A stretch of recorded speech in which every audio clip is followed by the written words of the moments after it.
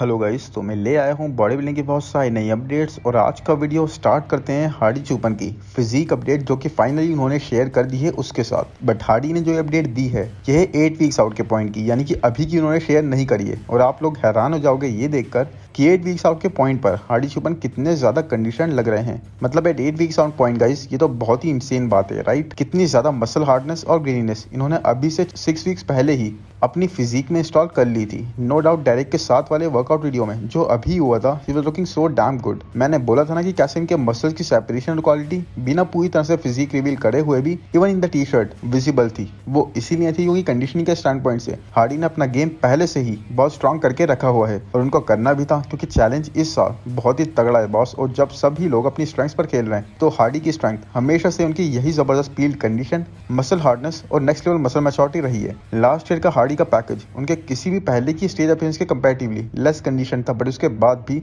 Hardy चुपन सबसे ahead थे और एक काफी विजिबल सा ऑब्वियस सा डिफरेंस प्रेजेंट कर रहे थे ऑन द स्टेज जब ये दूसरों के साथ खड़े हुए थे। और ये कंडीशनिंग का डिफरेंस 19-20 वाला नहीं था गाइस, बल्कि that was a big difference. हाँ, पॉइंट्स में जजेस ने 19-20 का डिफरेंस कर दिया था, बट कंडीशनिंग में हार्डी से सबसे ज्यादा क्लोजेस्ट निक वॉकर थे। एनीवेज, हार्डी ने अभी से अपना गेम स्ट्रॉन्ग कर लिया है ऐसी नेल बाइटिंग कंडीशनिंग नेल करके। हार्डी सीम्स रेडी, बट जजेस ने वही बात है शेप को प्रेफरेंस दी। तो देखो, हार्डी का मिड सेक्शन, हार्डी की वेस्ट और ज्यादा मसल गेन करने की वजह से या फिर और ज्यादा जीएच का यूज करने की वजह से कितनी थिकर साइड पर हो गई है। हार्डी की वेस्ट पहले से काफी थिकर साइड पर है, शायद ऑब्लिक्स वगैरह को इतना ट्रेन करने की वजह से भी इस पर फर्क पड़ा है। और हार्डी इतना ज्यादा फ्रीकिश तरीके से मसल कैरी नहीं करते कि वो थोड़ा भी कॉम्पनसेट हो जाए। सो शेप वाइज हार्डी को मेरे हिसाब से कोई एडवांटेज भी नहीं है इस बार डायरेक्ट सैमसन और एंड्रू के सामने मिस्टर ओलंपिया में जाते हुए। तो हार्डी का गेम ओनली एंड ओनली उनकी कंडीशनिंग, उनकी हार्डनेस और उनकी ग्रीननेस पर डिपेंड करेगा। बट आई बिलीव जितना ज्यादा आगे हैं हार्डी इसी अपडेट में दूसरों से, हार्डी स्टार्टिंग से अपनी डोमिनेंस सेट कर सकते हैं on the basis of conditioning. But इस बार के मिस्टर ओलंपिया के बारे में कुछ भी कहना गाइस बहुत ही ज्यादा मुश्किल होगा, क्योंकि हर कोई अपने बेस्ट पर आने का ट्राई कर रहा है and every single competitor is looking his best version. जजेस के लिए भी एब्सोल्युटली डिफिकल्ट हो जाएगा इस साल to determine in which direction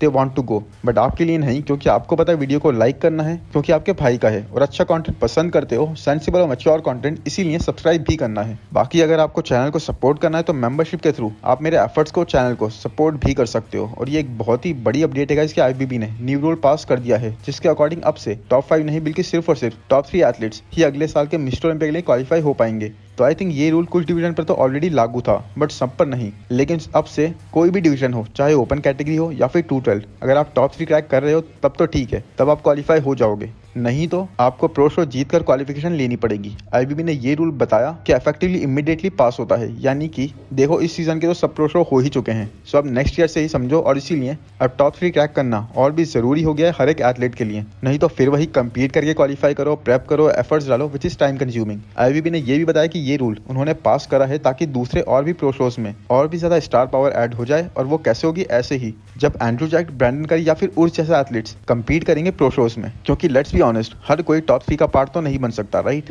तो हो सकता है सैमसन पर या निक पर ये चीज भी आ जाए। बट फिर जिस भी शो में ऐसे टॉप टियर के एथलीट्स कंपीट करेंगे, एक तो वहां पर कंपटीशन बहुत ही एक्साइटिंग हो जाएगा, दूसरा उस शो को लेकर हाइप भी बहुत ज्यादा क्रिएट हो जाएगी, जो कि अच्छी है आईबीबी के लिए। तो आप बताओ कमेंट्स में कि आपको क्या लगता है, क्या ये रूल सही है? या मैं तो ये बोलता हूँ सारी ऑटोमेटिक क्वालिफिकेशंस ही हटा दो, सबको कंपीट करने दो, बस एक विनर क्वालिफाई हो जाएगा for his life, that is it. Andrew Jack और माइकल क्रिजो दो वाइल्ड कार्ड्स है गाइस, और क्रिजो इस साल जिस तरह से खुद को पुश कर रहे हैं एब्सोल्युटली इनक्रेडिबल। इनके मसल्स, इनकी मसल सेपरेशन लग रही है। आई मीन कुछ एक्सरसाइज को परफॉर्म करते हुए तो क्रिजो इतने ज्यादा राउंडर साइड पर लग रहे हैं जितने आज के लाइनअप पर कोई भी नहीं लगा। पूरी तरह से फिलहीत की याद दिलाते हुए ह्यूज डेल्ट्स और क्रेजी लेवल की सेपरेशन इनके मसल्स में विजिबल है। वास्कुलरिटी भी इनकी इंसेन लेवल की मेंटेन है लास्ट कुछ वीक से। जिस तरह से इनको इंटेंसली वर्कआउट करते हुए देखा जा रहा है, मुझे एक्चुअल में लग रहा है ये एक बहुत ही टफ कॉम्पिटिशन बनकर आगे आएंगे मिस्टर ओलंपिया में। Look at him guys, shoulders पर क्रेजी स्ट्राइशंस, चेस्ट पर crazy striations, old school wise पूरी तरह से वही पतली थिन स्किन, वही beautiful natural looking muscle bellies with insane chords.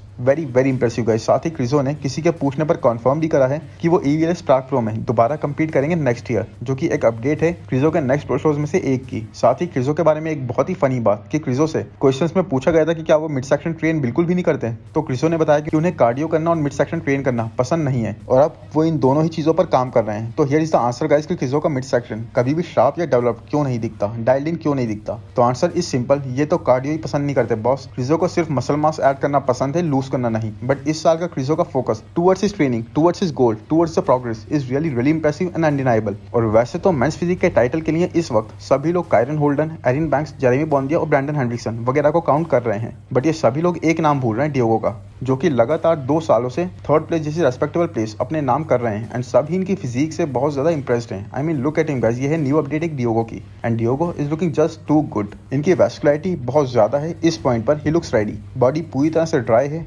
पूरी तरह से मसल्स डिप्लीट हो रखे हैं, वो फुलनेस जा चुकी है और फिजिक पूरी श्रेडेड है और रेडी है उस फाइनल पुश के लिए जिससे मसल्स सारे एक्सप्लोड हो जाएंगे कार्ब लोड होते ही। सो राइट नाउ डियोगो के प्रोपोर्शंस आई बिलीव सबसे ही ज्यादा जबरदस्त हैं। जिस तरह का बैलेंस, जिस तरह का shoulder to waist ratio Diogo के पास है with symmetry, that is incredible. And I think अगर एरिन नहीं जीतते हैं, वैसे तो आई 100% बिलीव कि इस वक्त जो इतना शांत से एरिन बैंक्स वो बहुत ज्यादा तैयारी कर रहे हैं। He is grinding really hard, extreme level पर खुद को पुश कर रहे हैं अभी और सीधे स्टेज पर ही दिखेंगे बहुत ही ज्यादा टफ टू बीट पैकेज के साथ। बट अगर एरिन नहीं जीतते हैं गाइस, जो कि अब पॉसिबल भी लग रहा है, तो आई बिलीव डियोगो को भी उस कॉन्वर्सेशन से हम बाहर नहीं कर सकते। स्पेशली जिस तरह से Diogo has become so much fan favourite अपनी कॉन्टिन्यूसली इंक्रेडिबल परफॉर्मेंसेस के बाद में। और ब्रांड चेन ने अपनी लास्ट ईयर की मिस्टेक से लर्न करके अभी से ही क्वालिफाई कर लिया है नेक्स्ट ईयर के, यानी कि 2024 की मिस्टर ओलंपिया के लिए। यस गाइस, जैसा मैंने बताया था आपको, किम जुनो क्लासिक नाम से एक शो होने वाला था। मैंने आपको अभी 2 दिन पहले भी 2 डेज आउट अपडेट दी थी ब्रांच की, तो वहीं पर ब्रांच चेन ने कंपीट करा और इस साल के लिए वो क्वालिफाई नहीं कर पाए थे। बट 2024 के लिए अभी से सबसे अर्ली क्वालिफिकेशन पाकर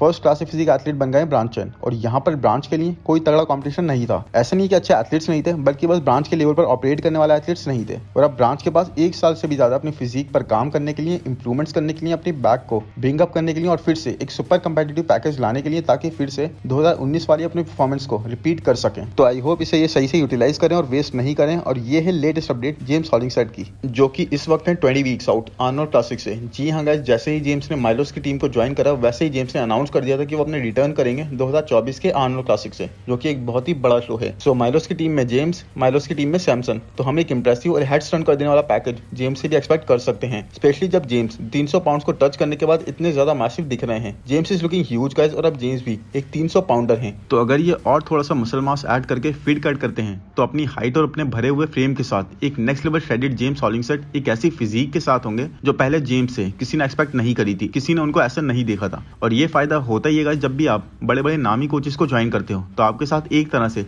शॉर्टी ऐड हो ही जाती है टू इम्प्रूव। आपसे इंप्रूवमेंट सभी लोग और भी ज्यादा एक्सपेक्ट करने लगते हैं और आपकी इंप्रूवमेंट्स भी वैसी ही होती हैं। आप डिलीवर भी वैसे करते हो, क्योंकि उस कोच की रेपुटेशन भी दांव पर लगी होती है आपके साथ में। एंड मैन माइकल डबूल, माइकल तो इंक्रेडिबली अनडिनाइबल लग रहे हैं विद हिज श्रेड्स। इनकी लास्ट अपडेट को देखकर हमने सोचा था कि ये अब और क्या फैट लॉस करेंगे, इससे क्या ही ज्यादा पील्ड होंगे। बट उस टाइम पर भी 4 पाउंड अपने वेट कैप से ऊपर थे और अब ये वेट लिमिट पर आ गए हैं। And this is how he is looking, king of conditioning, king of shreds. मतलब इतने ज्यादा पील्ड होते हुए अनडिनाइबली मैंने किसी को नहीं देखा। इनके फाइबर्स देखो गाइस किस हद तक आ रहे हैं पूरी स्किन पर। इट्स लाइक स्किन ये त्याग चुके हैं पूरी, और 4% बॉडी फैट के भी नीचे हैं, वो भी एक बड़े हुए ग्रोन फ्रेम के साथ। Getting shredded is his thing, his speciality. ये हमेशा सोचते थे कि इनकी फिजिक और बेहतर तरीके से फ्लो करेगी अगर ये और ज्यादा मसल मास रिटेन कर पाएंगे। एंड वो ये कर भी रहे हैं इस साल बड़े हुए वेट कैप की वजह से। और कमाल तो यही गाइस कि चाहे ये बिगर हो गए हो, लेकिन श्रेड्स में, कंडीशनिंग में थोड़ा सा भी डाउनफॉल नहीं आया है। कुछ नहीं तो ये बेटर कंडीशन ही लग रहे हैं। सिर्फ और सिर्फ एक लिमिटेशन इनको सराउंड करती है guys, and that is very very unfortunate. और वो ये कि माइकल डबूल क्लासिक अपीयर नहीं करते। I mean there is something about him जो इनको बिल्कुल भी क्लासिक लुक पकड़ने नहीं देती। और अपने श्रेड्स के बेस पर ये अनडिनाइबली इंक्रेडिबली कंडीशन के बेस पर